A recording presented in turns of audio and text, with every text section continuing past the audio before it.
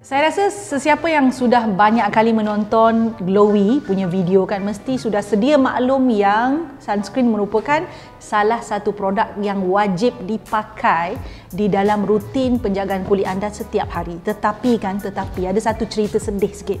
Memang ada sekumpulan kecil manusia yang mana bila menggunakan sunscreen tersebut menyebabkan kulit dia bereaksi. Boleh jadi gatal-gatal, boleh jadi burning, stinging, boleh jadi melepuh ya. Kalau itu berat sikit lah. Kalau paling ringan pun mungkin dia macam rasa merah-merah, rasa macam itchy gitu kat kulit dia. Memang ada. So kita panggil itu sensitivity lah ya, ataupun reaksi kulit terhadap bahan tersebut. So dalam video ini kita nak bincangkan tentang bahan di dalam sunscreen ataupun kita panggil sunscreen yang boleh menyebabkan kulit menjadi sensitif, sebab-sebabnya dan cadangan kepada anda yang mengalami keadaan sebegitu.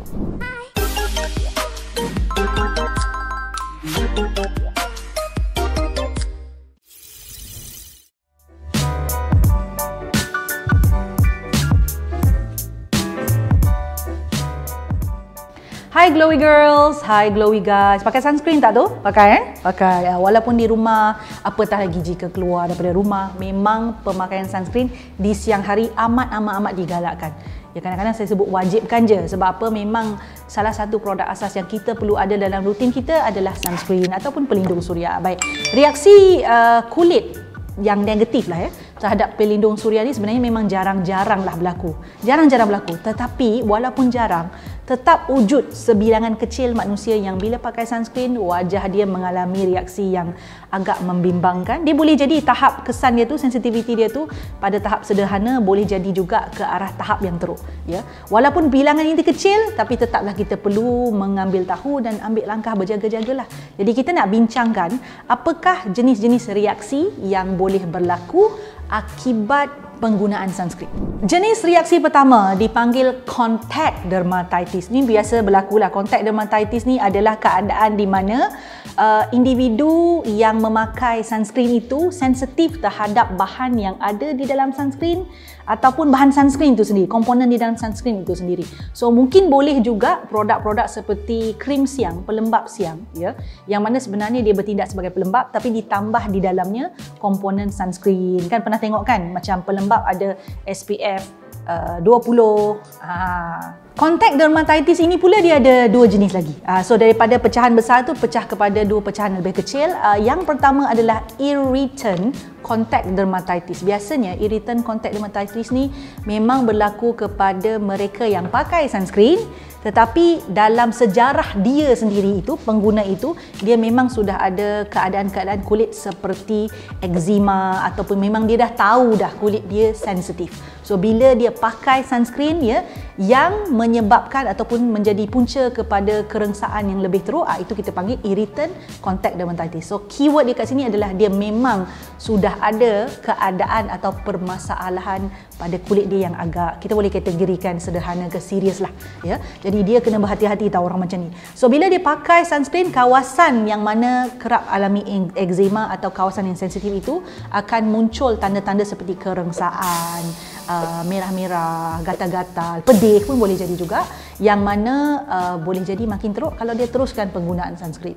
So sebab itu kalau kita tengok ada produk-produk, bukan setakat sunscreen lah kan, ada produk-produk yang dikhususkan kepada golongan macam ni. Kalau kita tengok dekat label memang dia tulis for eczema, for sensitive skin, disebabkan struktur kulit golongan begini biasanya tak sama macam manusia lain, sebabkan dia punya struktur kulit tu ataupun kita sebut skin barrier tu agak lemah dan sangat mudah mencetuskan keadaan yang kita panggil irritant contact dermatitis itu. Contact dermatitis yang kedua dipanggil allergic contact dermatitis. Allergic maksud dia alahan. Jadi ada reaksi yang berlaku akibat alahan kepada bahan-bahan seperti pewangi, pengawet ya. Dan ini tak memerlukan sejarah pun. So biasanya individu tersebut masa dia mula-mula guna pakai itu okey je kulit dia. Lama-lama kulit dia menjadi alah kepada bahan ataupun komponen di dalam sunscreen tersebut. So boleh dikatakan kalah lah, kulit dia lama-lama kalah. Allah ni datang daripada kalah kan. Kalau tak percaya, rujuk Dewan Bahasa dan Pustaka. Ya. Kawasan yang dipakaikan sunscreen tu apabila mengalami alahan sebegini, dia akan gatal-gatal, dia boleh jadi melepuh, dia boleh ada reaksi negatif yang kita tidak inginkan. Kedua, reaksi selain daripada contact dermatitis tadi, ada satu lagi keadaan yang dipanggil photocontact dermatitis. Yang ni jarang berlaku tapi boleh berlaku. Ya, boleh berlaku. So, keadaan ni macam ni. Seseorang tu kan dia pakai sunscreen, dekat rumah dia tak terdedah pada sinar UV, dia okey je dengan sunscreen itu. Tapi bila dia keluar dengan keadaan dia pakai sunscreen itu, sinar UV dan juga bahan dalam sunscreen itu mengalami tindak balas kimia sehingga menyebabkan kulit dia mengalami reaksi yang sangat-sangat negatif. So ini boleh berlaku dalam kawasan-kawasan yang mana kita terdedah pada sinar UV lah.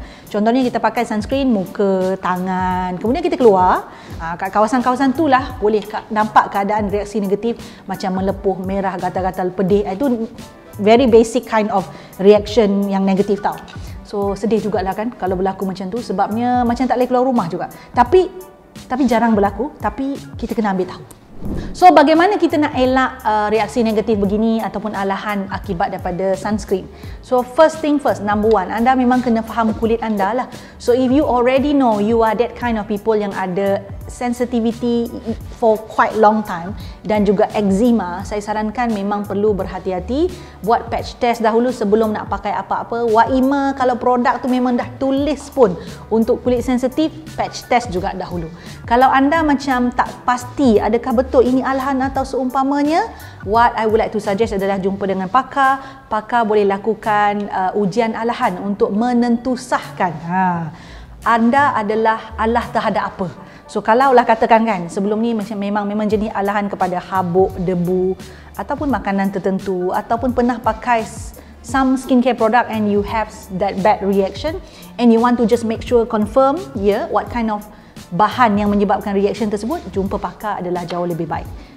So ini terutama kepada mereka yang dah banyak kali pakai produk seperti sunscreen ini dan sentiasa bila pakai tu ada je alahan. So you got to see doctor in this case to confirm dan tahu keadaan kulit anda secara lebih detail. Jadi untuk anda yang memang dah tahu dah kulit sensitif ataupun ada sejarah penggunaan sunscreen yang menyebabkan kulit anda bereaksi, jangan panik, jangan rasa putus asa sebab memang anda masih ada options untuk mencari sunscreen yang sesuai untuk kulit anda. Okey. Number one, cadangan saya adalah pilih sunscreen dengan bahan yang kita panggil physical sunscreen. Biasanya ada zinc oxide dan titanium dioxide. Memang betul ianya ada kekurangan sikit, iaitu dari sudut penyerapan dia tak berapa bagus. Sebabnya dua bahan ini memang dia sit on the skin, dia tak serap, which is good for those people who have sensitive skin. Dan banyak laporan menyebut bahawa kedua-dua bahan ini tidak menyebabkan kulit tu bereaksi dengan teruk berbanding chemical sunscreen. Yang keduanya adalah basic rules. If you have such sensitivity atau reaction towards using sunscreen, anda kena pilih sunscreen yang memang diformulasikan khusus untuk kulit yang sensitif.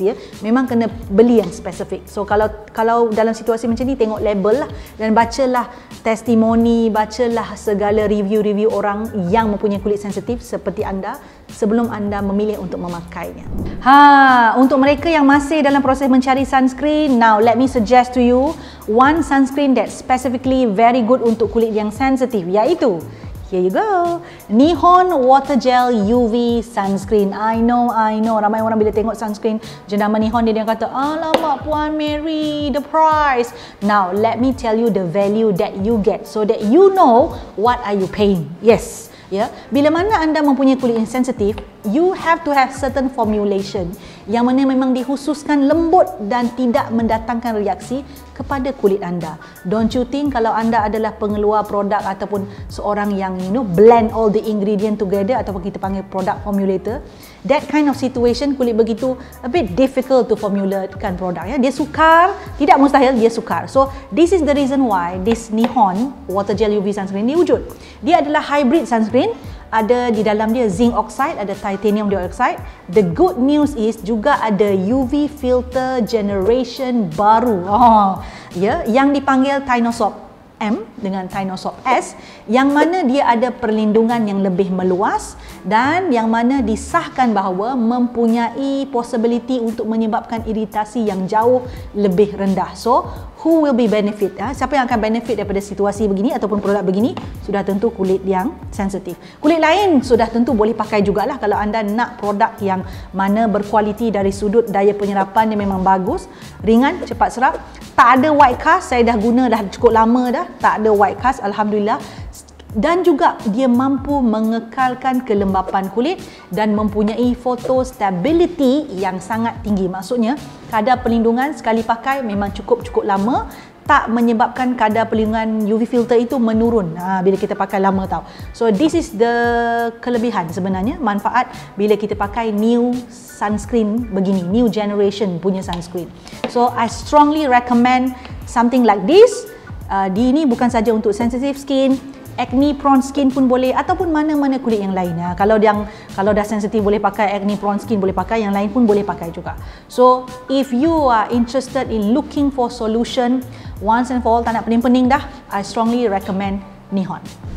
So I hope you learn something, bukan saja tentang sunscreen, tentang alahan, tentang allergic, tentang contact dermatitis, tentang keadaan di mana kulit dekat dunia ni memang ada macam-macam jenis dan memang ada segelintir yang mana masih dalam proses struggle untuk mencari produk yang sesuai dengan kulit mereka akibat daripada keadaan kulit mereka itu sendiri. Jangan putus asa, okey? Itu pesanan saya. Kita masih perlu menjaga kulit walaupun kulit kita tu memang sedikit kita panggil manja-manja sikit, nak kena jaga, penuh kasih sayang gitu kan. Nak cari produk pun kena ambil masa, nak cari produk pula kena invest lebih sikit duit, tapi jangan jadikan itu sebagai satu sebab anda berhenti langsung jaga kulit anda. Sebab kalau berhenti langsung, jauh lebih teruk tau. Jadi kulit tu jadi lebih teruk lagi, susah nak rawat.